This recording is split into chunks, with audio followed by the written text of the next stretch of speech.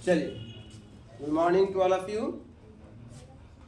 चलिए, आज हम लोग बात कर रहे हैं भारत में संवैधानिक विकास कैसे हुआ। ठीक है, तो हम सब जानते हैं कि भारत जो है 190 साल तक किसका गुलाम रहा था? अंग्रेजों का गुलाम रहा, है ना। लेकिन अंग्रेजी शासन काल में भी समय समय पर बहुत सारे संविधान बन के आते रहे, लेकिन वो देश के लिए नहीं थे, वो अपने लिए थे। लेकिन फिर भी उससे हमें बहुत कुछ जानकारियाँ मिली, हमारे देश का संविधान कैसे बना और कैसे उसका निर्माण किया गया। समझ पर, इसलिए बहुत ज़रूरी है जानना कि हमारे देश का संविधान जब बनाया जा रहा था तो इसमें हमने बहुत सारे देशों से उसको उधार लिया। उधार का मतलब उससे हमने नकल किया, और ज्ञान को नकल करना कोई बुरी बात नहीं है, है ना। तो अगर एग्जामिनेशन में आता है, कभी सवाल कर देता है कि भारतीय संविधान के स्रोतों का वर्णन करें, स्रोतों का वर्णन करें, तो आप क्या जवाब दीजिएगा? तो उस जवाब में बहुत सारे जवाब हैं, लेकिन बहुत सारे उसके ऑप्शंस हैं, बताएंगे उसके बारे में। लेकिन जो सबसे इम्पोर्टेंट चीज़ है कि जब भारत में, है ना, अंग्रेजी हुकूमत चल रही थी तो कई एक्ट बन के आए, कई एक्ट बन के आए। जैसे एक्ट यहाँ पर सामने लिखा हुआ भी है, रेगुलेटिंग एक्ट आया था 1773 में पहली बार। कब आया था? पहली बार 1773 में रेगुलेटिंग एक्ट आया था इंडिया के अंदर। उसके बाद जो आया था 1774 में आया था पिट्स इंडिया एक्ट। हम उस डिटेल में जाएंगे, सिर्फ नाम बता रहे हैं, ठीक है। पिट्स इंडिया एक्ट आया था। उसके बाद 1793 में चार्टर एक्ट आया था, है ना। फिर 1813 में चार्टर एक्ट आया, ठीक है। इसी तरह से 1833 में ये एक एक्ट आया, उसका नाम था चार्टर एक्ट 1933। इसी तरह से 1853 में एक एक्ट आया। इस तरह से ये आते रहे। जब ईस्ट इंडिया कंपनी की हुकूमत थी, क्या थी? East India company.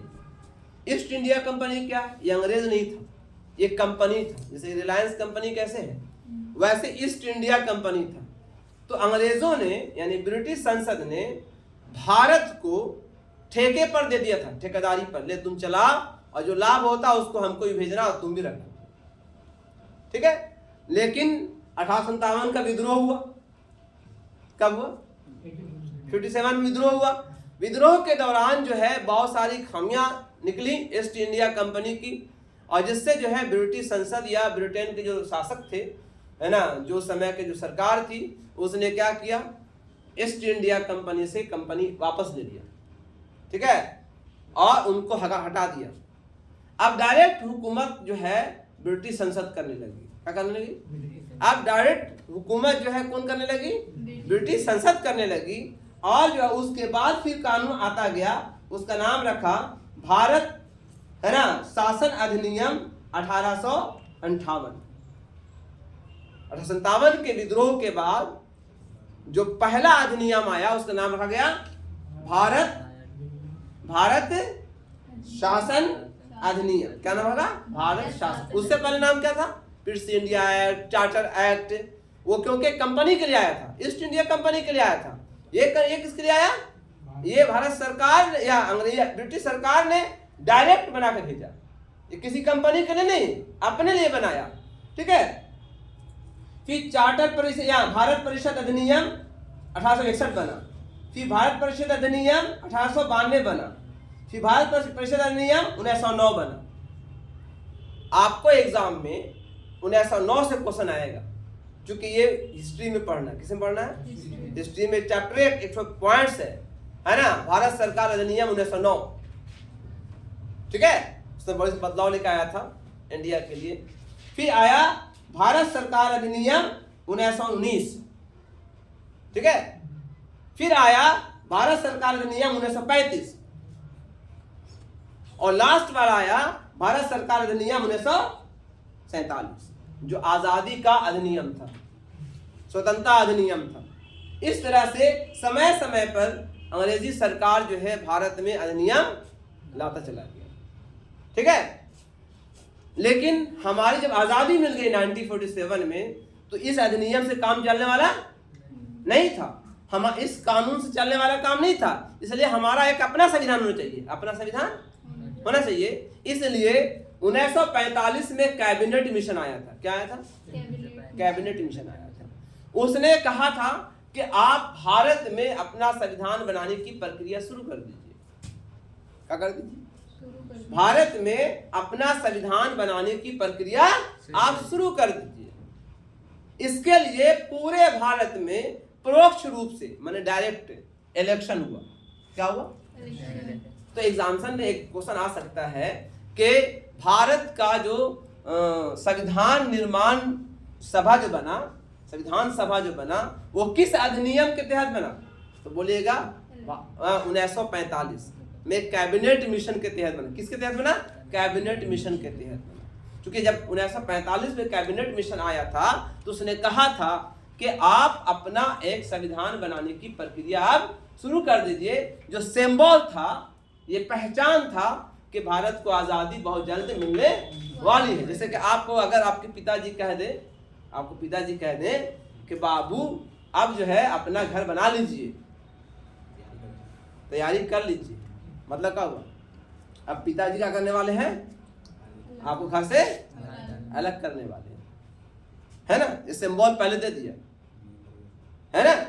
ऐसा में तो इसी तरह से ब्रिटिश सरकार ने ये कह दिया था कि आप अपना संविधान बनाने की प्रक्रिया शुरू कर दीजिए, हम बहुत जल्द आपको अब आज़ाद करने वाले हैं। तो पूरे भारत में क्या हुआ?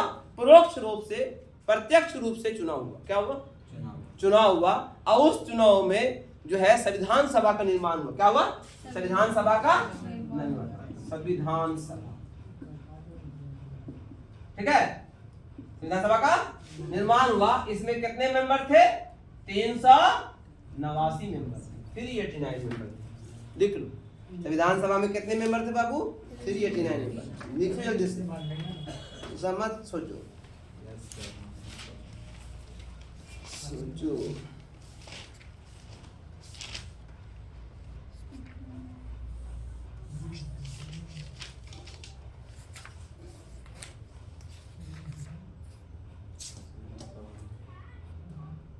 कितने मेंबर थे? 389 मेंबर थे, ठीक है। ऐसा में आज चुनाव कैसे हुआ था? डायरेक्ट, प्रत्यक्ष रूप से, है ना? जिसमें हर कैटेगरी के लोगों को रखा गया। हर कैटेगरी के लोगों को रखा गया, हर पार्टी के लोगों को रखा गया, ठीक है। तो कितने मेंबर थे? 389 मेंबर थे। अब कौन कौन थे इसके अंदर? इसमें 208 कांग्रेस के थे। कितने थे? लिखते जाइए, 208 कांग्रेस के थे, ठीक है। और 73 मुस्लिम लीग के थे। 73 मुस्लिम लीग के थे, ठीक है, हाँ, मुस्लिम लीग। और 93 राजवाड़े थे। जोड़िए कितना हुआ?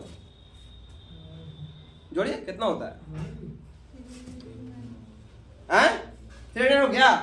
वाह, बहुत अच्छे जोड़ते हैं आप। 15 आदर्श, 15 और थे, कुल मिला के थे आपको 389 मेंबर होते हैं, ठीक है। ऐसा में क्लियर हो गया? सर 73 मुस्लिम लीग। मुस्लिम लीग मत कर दीजिए, पाकिस्तान वाला मार लेगा आपको। हाँ, मुस्लिम लीग के थे। और 208 कौन थे? कांग्रेस के थे,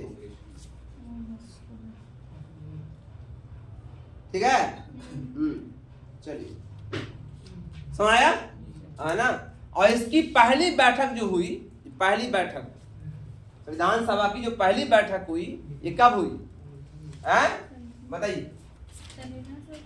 पहली बैठक 9 दिसंबर 1946 में। और निर्माण की प्रक्रिया कब शुरू हुई थी? संविधान सभा के निर्माण की प्रक्रिया कब शुरू हुई थी? 45 में शुरू कर दिया गया था। समय लगता है समझने में, तो 45 में शुरू किया गया था। और 46 में पहली बैठक हुई। क्या हुई? हाँ, 9 दिसंबर 1946 को पहली बैठक हुई। और सभी सदस्यों से क्या हुआ? इंट्रोडक्शन हुआ। क्या हुआ? इंट्रोडक्शन हुआ, ठीक है। पहली बैठक में केवल 209 मेंबर थे। चुनाया कितना था? और 209 मेंबर पहुंचा। राजवाड़ों ने बहिष्कार कर दिया, नहीं जाएंगे। मुस्लिम लीग पाकिस्तान चला गया था, ये खुद खत्म हो गया। ठीक है, समझ रहा है? इसमें से कुछ लोगों ने भाग लिया, कुछ ने भाग नहीं लिया, है ना? तो बचा कितना, है ना? इसमें तो लिखता है कि बचा था केवल 229 मेंबर। कितना बचा था? 229 हो गए 200 मेंबर, कोई भी हो, 229 मेंबर बचे थे, है ना? बचे कितने थे? 229 मेंबर बचे थे, बाकी सब चले गए। पहली बैठक कब हुई? 9 दिसंबर 1946 को बैठक हुई। समझ रहा है? पक्का? कोई प्रॉब्लम इसमें? यहाँ तक कोई प्रॉब्लम नहीं। चलिए आगे बढ़ते हैं हम लोग, थोड़ा सा और भी डिटेल में जाएंगे। कोई आवे चाहे मत आवे, आप पढ़िए, है ना?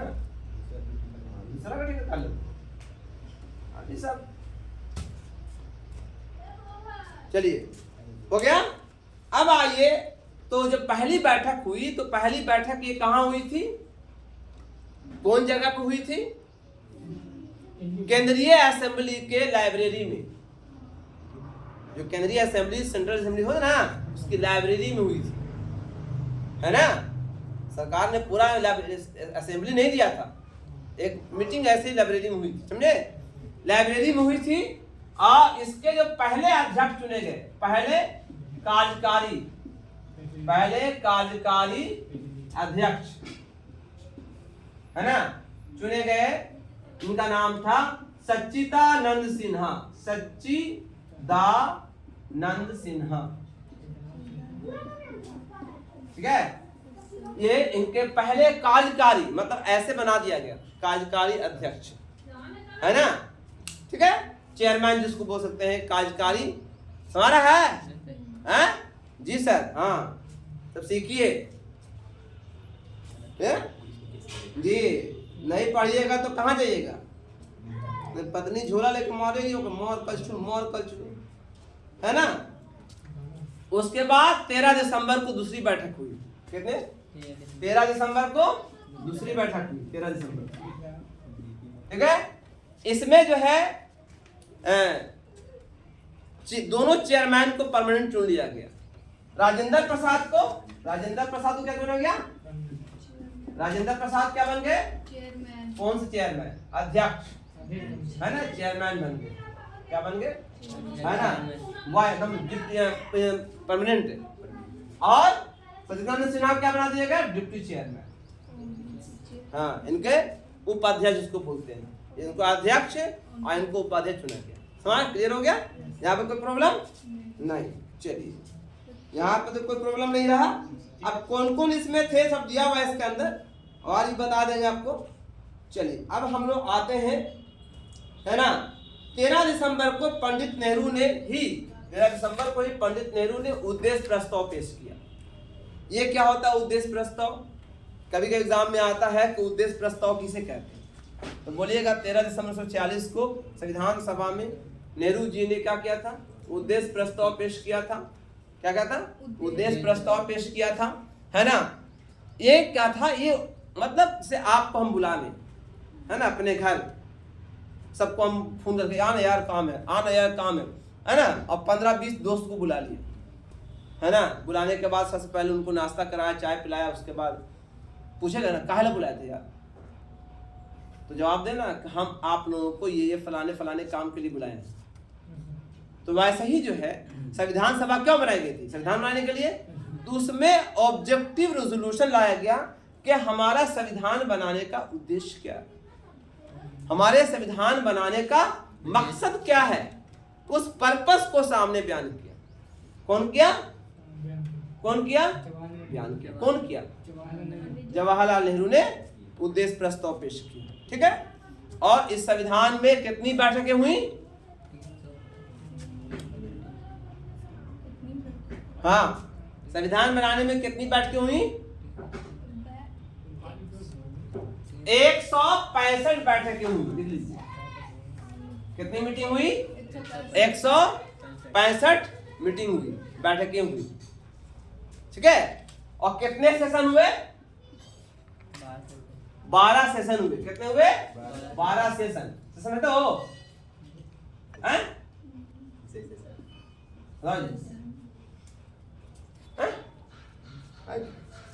सेशन जैसे कि एक साल में पार्लियामेंट में कितना सेशन होता है? 3 सेशन होता है ना? आपका एक ही सेशन है ना?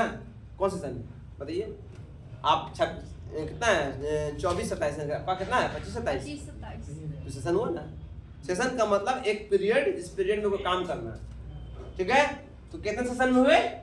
12 सेशन हुए। और कितनी बैठकें हुई? 165 बैठकें। कितना रुपया खर्च हुआ था इसको बनाने में?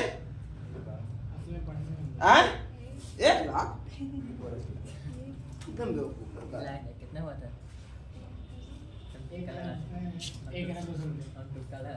65 लाख रुपया खर्चा हुआ था। कितना? 65 लाख रुपया उस समय के हिसाब से। कितना? 65 लाख रुपया खर्च हुआ था। ठीक है, ठीक है। कई समितियां बनाई गई थी। समितियों के बारे में अगले बार में हम बताएंगे कौन कौन समिति बनाई गई थी। उसमें सबसे इंपॉर्टेंट समिति कौन थी? प्रारूप समिति। मतलब प्रारूप समिति, ड्राफ्टिंग कमेटी इसको बोलते हैं।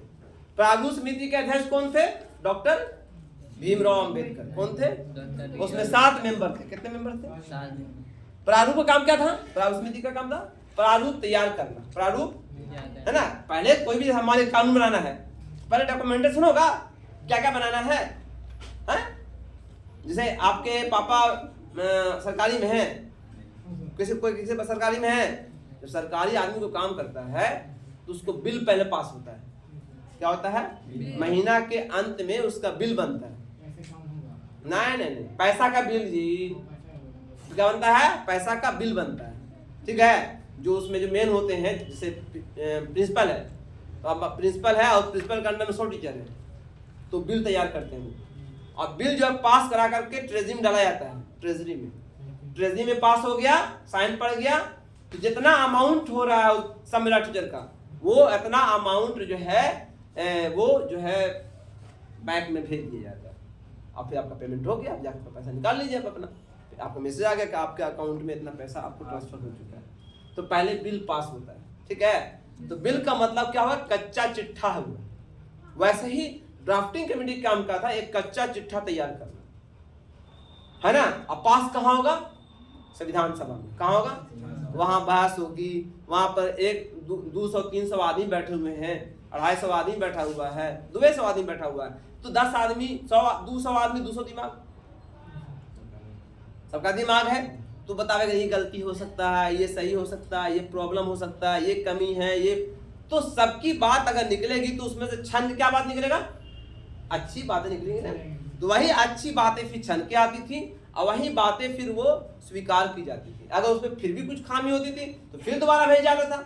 इस तरह से छान छान के एकदम असली चीज निकाल दिया जाता था और वही संविधान में फिर लागू किया, ठीक है। इसलिए किनको बनाया गया था? चेयरमैन किसको बनाया गया था? राजेंद्र प्रसाद को। और ड्राफ्टिंग जनरल किसको बना दिया गया? BR। और दोनों 20 खोपड़ा, दोनों इसमें मतलब आदमी एक था लेकिन उसके 20 खोपड़ी आदमी 20 खोपड़ी है ना, दोनों 20 खोपड़ा थे। इतने दिमाग के तेज आदमी थे, मतलब बुराई नहीं बोल रहे हैं, इतने दिमाग के आदमी थे, तेज थे कि उन्हें कुछ पढ़ने की आवश्यकता नहीं पड़ती है। पूरे देश का संविधान रटे हुए थे कौन? BR अम्बेडकर हैं। और राजेंद्र प्रसाद तो पूरे दिमाग के, पता नहीं भगवान ने क्या इनको दे दिया था, है ना, है ना। उनका वाक्य सुनावेंगे, जब वीडियो में नहीं बतावेंगे, वीडियो में भी हो जाएगा, लंबा हो जाएगा। उनका एक वाक्य सुनाते हैं, बहुत जबरदस्त एक वाक्य उनका है, उनकी पढ़ने के जीवन जिंदगी में, ठीक है। तो दोनों ऐसे आदमी को चुने गए थे, तो उसका प्रारूप समिति जो बनाया गया, चलो समझे, सब सुनिए, बहुत काम की चीज है ना। अच्छा मौका है, पढ़िए अच्छे से, ठीक है। मैं सब वीडियो में है ना, देख लीजिए, जो यहाँ पर मूड बनता है वहां पर नहीं बनेगा, ठीक है। क्लियर हो रहा है समाई बात? तो प्रारूप समिति बना दी गई और फिर उन्हीं के जिम्मे जो है इसको लागू करना भी है ना, लागू कराया गया। बन के कितने दिन में तैयार हुआ? 2 साल 11 महीना 18 दिन 18 दिन और 6 घंटे, लगभग 3 साल, है ना। बन कब तैयार हुआ? 26 नवंबर 1949 को। इसलिए इसको क्या बोलते हैं हम लोग? कानून या संविधान दिवस। क्या मनाते हैं लोग? संविधान दिवस कब मनाया जाता है? 26 नवंबर को मनाया जाता है। ठीक है ना? क्लियर हो गया? समय सबको प्रॉब्लम? इसमें और भी कमेटियां थी, ध्वज कमेटी था, भाषा कमेटी था, सबका नाम हम अगले बार में बता देंगे। ध्वज कमेटी के कौन चेयरमैन थे, भाषा कमेटी के कौन चेयरमैन थे, है ना? अलग अलग कमेटियां बनाई गई थी ताकि उस इशू पर, उस मसले पर लेकर के अपना विचार विमर्श करे और फिर अपन हमको प्रपोजल दे, है ना? अब भाषा के नाम पर, अब भाषा कौन कौन भाषा को राष्ट्रीय दर्जा दिया जाए? अब इंडिया में तो लगता है भाषा कितनी है पता आपको? 200 भाषाएं हैं। हाँ जी, 600 बोलियां हैं, 600 से ऊपर बोलियां हैं, समझे? आप सोच लीजिए, है ना? अगर मग्घी को मग्घी बोला हमको दे दीजिए, हमरा भी भाषा में डालिए। अभी बोला ना कि वो कहा ना भोजपुरी को भी दर्जा दिया जाए संविधान के अंदर, बोले बोल रहा है। तो भाषा का प्रॉब्लम था, है ना? सांप्रदायिकता का प्रॉब्लम था, धर्म का प्रॉब्लम था। तो बहुत सारी बातों को सॉल्व करने के लिए अलग अलग कमेटियां बनाई। मेरे पास है लिस्ट बना हुआ, लेकिन ये नोट्स यहाँ पर मौजूद नहीं है, इसलिए हम आपको पूरा उसको बताएंगे डिटेल में, है ना? पहले उसको थोड़ा सा हम डिटेल थोड़ा पढ़ते हैं पहले, हम तब बताते हैं आपको। ठीक है? तो उसके बाद जो है 2 साल 11 महीने 18 दिन 6 घंटे लगे इसको। और कब बन के तैयार हुआ? 26 नवंबर 1949 को बन के तैयार हो गया, है ना? जब बन के तैयार हुआ तो कितने अनुच्छेद थे?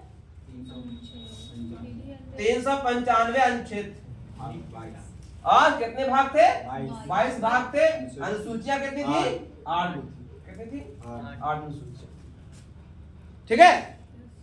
वर्तमान में कितने भाग है, कितने आर्टिकल हैं? अभी कितने हैं? 470 लगभग।